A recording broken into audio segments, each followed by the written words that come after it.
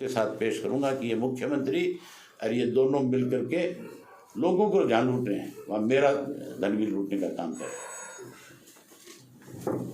मैंने उनको फ़ोन किया, मैं बोला मेरा मकान खाली करो, कहता है सोचेंगे। मैं बोले यार तुम बड़े चौधरी बने हो इस चीज़ के, तो जब मेरा ही लूट रहे हैं तो बाकियों का छोड़ेंगे कहाँ से। जी को भी अपनी बात को अभी भी समय रहते अपनी गलती को सुधारना चाहिए, और ये जो कानून उन्होंने बनवाए हैं उसके लिए 26 जनवरी को ही अनाउंस करना चाहिए कि मेरे से भूल हुई है, मैं उसको सुधारना चाहता हूँ। आपका रूट क्या रहेगा सर? जो इनके प्रतिनिधित्व हैं उनसे बात करें और फिर इस तरह के निर्णय को ले जिससे देश का भला हो, ना कि देश बर्बाद हो। मेरी कहा था टुकड़े टुकड़े गैंग है, इसके टुकड़े टुकड़े हो जाएंगे। विधानसभा का सत्र जब तक आएगा तब तक माँ बेटा 2 बचेंगे जेजेपी में, बाकी सब जेजेपी को छोड़ जाएंगे। आपको पता नहीं इस मीटिंग में किस तरह से इनके गिरेबान पे हाथ डाला था जेजेपी के एमएलए। आपको सारी बातों को पता है, फिर भी पता नहीं आप क्यों लिखने में संकोच करते हो। ट्रैक्टर ट्राली जा रही है तो 10 आदमी भी साथ जा रहे हैं तो 10,000 की संख्या होती है, कुछ छोटी नहीं है। पीछे जब मैं टीकरी बॉर्डर पे गया था, प्रेस के लोगों ने स्वयं ये बात लिखी। सोशल मीडिया के जो आजकल इस आंदोलन को खास रूप से जो पूरे देश को दिखाने का काम कर रहे हैं, उन्होंने भी खुल करके ये बात कही थी कि 1500 से 2000 ट्रैक्टर ट्रालियाँ मेरे साथ थी। अब रही बात रिजाइन की, तो रिजाइन की कापी मैंने पहले भी आपके पास भेजी थी, करके किसान के बीच में खड़े होकर के ये कहा कि भी मैं किसानों के साथ हूँ, मैं सरकार और सत्ता के साथ नहीं हूँ। उन लोगों के इस्तीफे आएंगे जरूर, उनको इस्तीफे देने पे लोग मजबूर कर देंगे। अगर वो इस्तीफे नहीं देंगे तो उनका राजनीतिक तौर पे ये ठीक है कि ये 5 साल दाव लगा रहेगा, लेकिन उसके बाद फिर उनको गांव में तो फिर भी नहीं बढ़ने देंगे। उनको 5 साल लग जाएगा। तो ये मैसेज देना चाहते हैं भी अभय सिंह इस्तीफा देने की बजाय कहीं गुमराह कर रहा है। मैं उन लोगों में से नहीं हूँ जो अपनी कई भी बात से कभी मुकरने का काम करूं। मैं फिर स्पीकर के 27 तारीख को स्वयं जाऊंगा, ट्रैक्टर लेकर के जाऊंगा। कईयों ने तो ट्रैक्टर पे नाटक किए थे, लेकिन मैं ट्रैक्टर लेकर के विधानसभा में जाऊंगा और 27 तारीख को फिर उसके सामने दस्तखत करके कापी उसको और दूंगा। ये आज आपके सामने दस्तखत करके बाई हैंड कल पार्टी के ऑफिस की जिम्मेवारी लगाऊंगा कि वो फिर से जा करके रिसीट करा के आए, ताकि कल को ये नाटक ना कर सके कि मुझे तो इस्तीफा मिला ही नहीं। कोई ना कोई इसके ऑफिस का व्यक्ति होगा जिसको रिसीट करवा दिया जाएगा।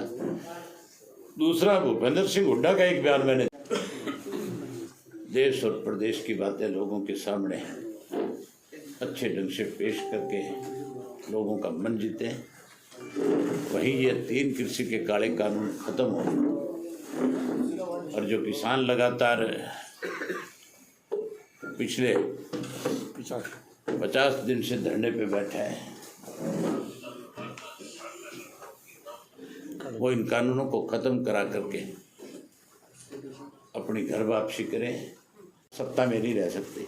बहुत सारे एमएलए के ऊपर इस तरह का दबाव आएगा कि उनको या तो एमएलएशिप छोड़नी पड़ेगी, और अगर वो नहीं छोड़ेंगे एमएलएशिप तो फिर मान करके चलो उन लोगों का राजनीतिक भविष्य हमेशा के लिए ख़त्म हो जाएगा।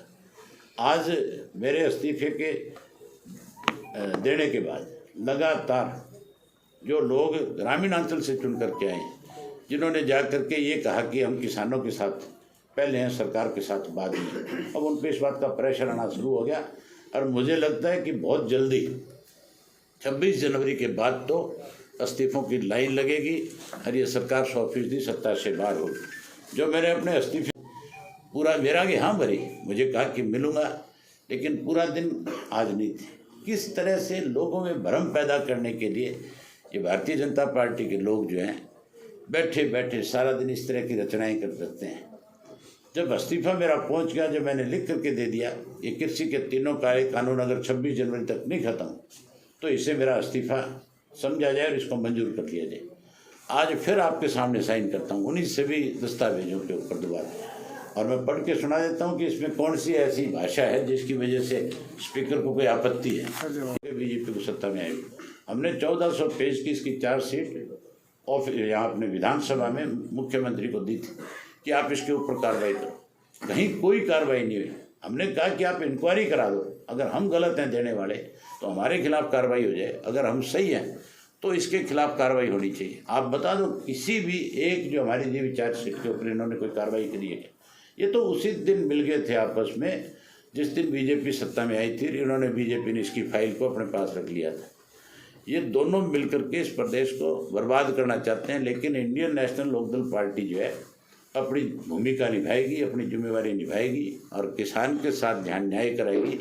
वहीं प्रदेश में हम एक एक गांव में अभी थोड़ी ये ठंड कम हो जाए, हम अपनी पार्टी के सब साथियों की जिम्मेवारी लगाएंगे कि वो एक पोल खोल अभियान के तहत इनकी जाकर के पोल खोलें। आपको कॉपी भी इसकी दे दूंगा।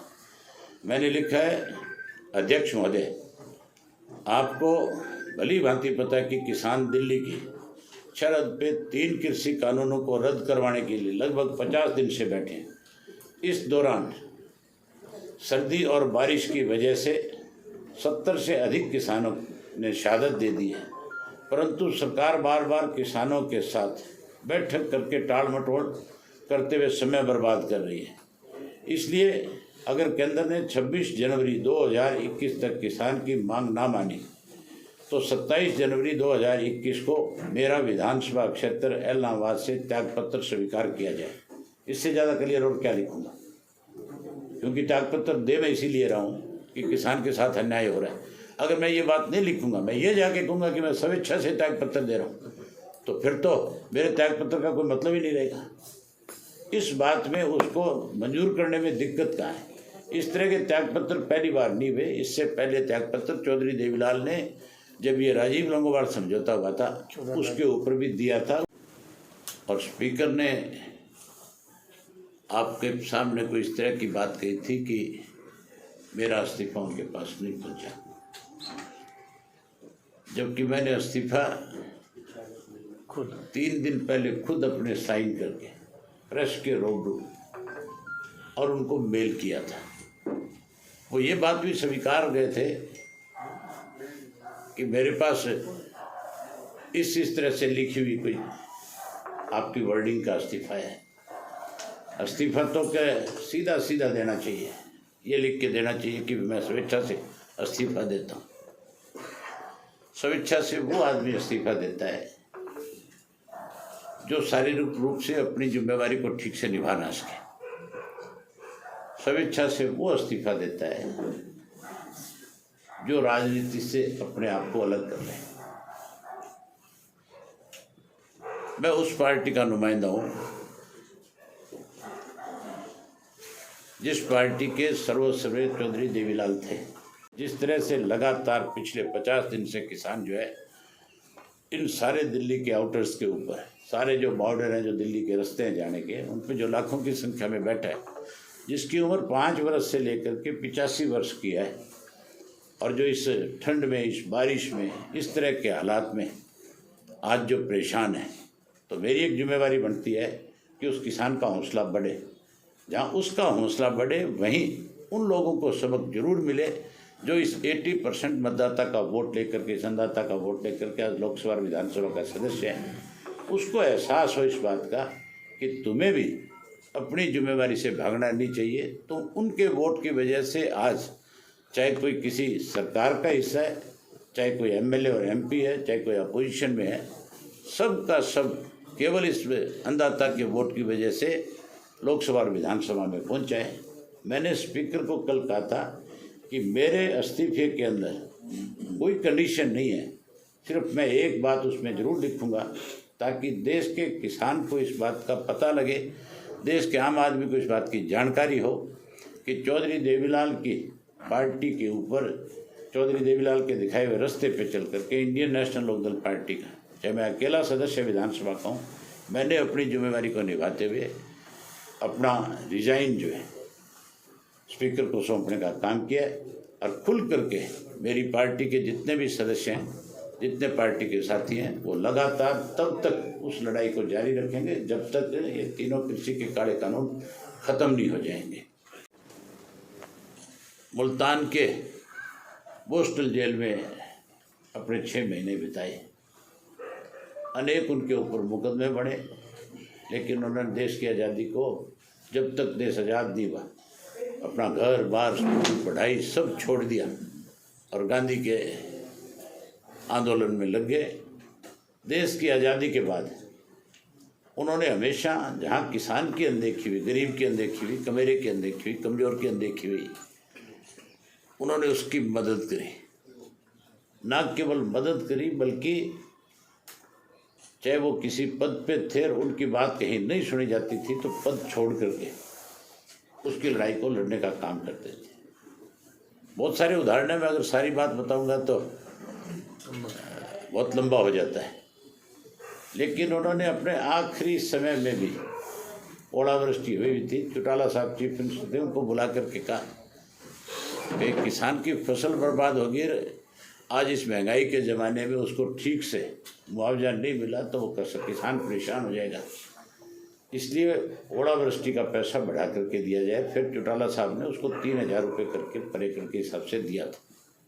हुड्डा साहब कह रहे थे कि अभय सिंह के इस्तीफा देने से बीजेपी को ताकत मिलेगी, एक वोट कम हो जाएगा। उससे पूछने वाला हो, मैं तो हमेशा पहले जब तू सत्ता में था तो प्रदेश के लोगों के हितों के लिए तेरे साथ लगते थे, और बीजेपी जब सत्ता में आई और बीजेपी ने जब लोगों के साथ कुठाराघात किया, लोगों की अनदेखी करी, तो अकेला मैं था विधानसभा में जिसने लोगों की लड़ाई को लड़ने का काम किया। इसको तो एक कोर दिखा देते हैं फाइल की छोटी सी ऐसी, और वो कोर देखते ही इसका थूक सूख जाता है, बोलना बंद कर देता है विधानसभा में, और ये वहाँ से फिर कोई ना कोई बहाना करके विधानसभा से बाहर निकल जाता है। जब इस किसान के इशू के ऊपर जिस पे मैं आज इस्तीफा दे रहा हूँ, इन पे चर्चा होनी थी। आज ये कहता है बारी बारी से कि विधानसभा का सत्र बुलाओ, अविश्वास प्रस्ताव लेकर के आएंगे। जिस दिन सरकार प्रस्ताव लेकर के आई थी उस दिन भूपेंद्र सिंह हुड्डा ने उस पर चर्चा करने की बजाय भागने का काम किया था। भागने का मतलब ये होता है, हाउस से आप अगर जाते हो तो ये समझो कि आप अपना पीछा छुड़ा रहे हो। जिस इशू के ऊपर हम लड़ना चाहते थे, जिस इशू पे सरकार से पूछना चाहते थे, जिसमें सरकार को, जो सरकार के सहयोगी थे जो नाटक कर रहे थे कि हम किसानों के साथ, उनको वहाँ पे हमें अपने साथ खड़ा करने पे मजबूर करना चाहते थे, तब ये भागे थे। मैंने इनको आवाज़ें मारी, मैंने स्पीकर से रिक्वेस्ट करी कि आप उनको बुलाओ, बड़ा अहम इशू है जिस पर चर्चा होनी चाहिए। इन्होंने चर्चा करने के बजाय मैदान छोड़ने का काम किया था। आज भी किसी बॉर्डर पे किसानों के बीच में खड़े होकर के ये नहीं कहा इसने कि मैं तुम्हारे साथ। अखबार में तो खबरें छपवाता है रोज, बाप बेटा दोनों लगातार कोई ना कोई किसी ऐसे बैरियर पे जाएंगे जहाँ इसके अपने 10-20 लोग बैठे होंगे। जहाँ किसान बैठा वहाँ नहीं जा सकता है। जहाँ किसानों के पास गया था, जाते इसकी हुटिंग हुई थी। ये गया था आपके टिगरी के बॉर्डर के ऊपर, आपने वो ऑडियो देखी होगी कि किस तरह से लोगों ने इसका विरोध किया था, किस तरह से सुरजेवाड़े का गला पकड़ा था लोगों ने, किस तरह से इसके बेटे दीपेंद्र सिंह को इसी टिगरी बॉर्डर के ऊपर बीच रास्ते से वापस मोड़ दिया था लोगों ने। क्योंकि इनकी असलियत हमारे हरियाणा प्रदेश का हर व्यक्ति अच्छी तरह से जान चुका है। इन्होंने किस तरह बीजेपी की मदद करी, अगर मैं उसको फिर दोहरा दूंगा तो बहुत लंबा हो जाएगा।